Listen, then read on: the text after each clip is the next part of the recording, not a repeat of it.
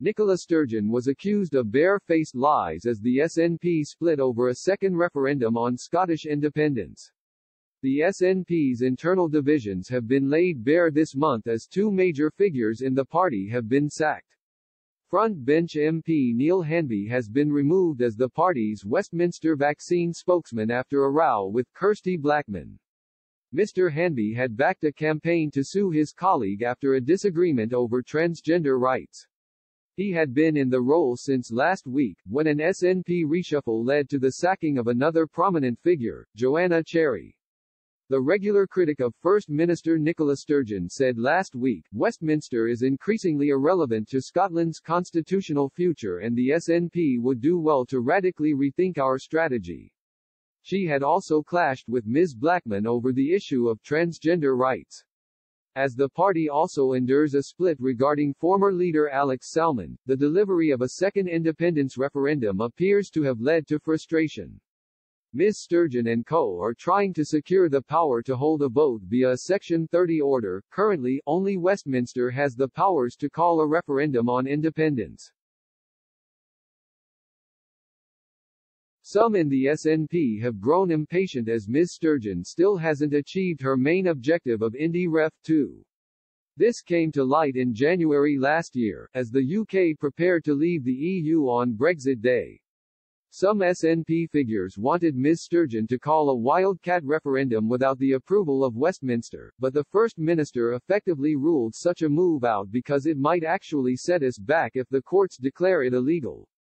But this stance led to criticism from SNP figures. Independence supporters accused Ms. Sturgeon of a colossal, criminal dereliction of duty, with one pro-independence political blog describing her promise of a legal referendum in 2021 as a bare-faced lie.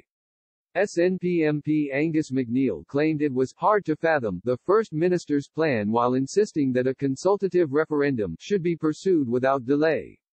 Pro-independence campaigner Christopher McElhenney said that a much more radical approach was needed, adding, "What's stopping us asking the Lord Advocate right now if he thinks the Scottish Parliament has the legal competence to hold an advisory referendum on Scottish independence?"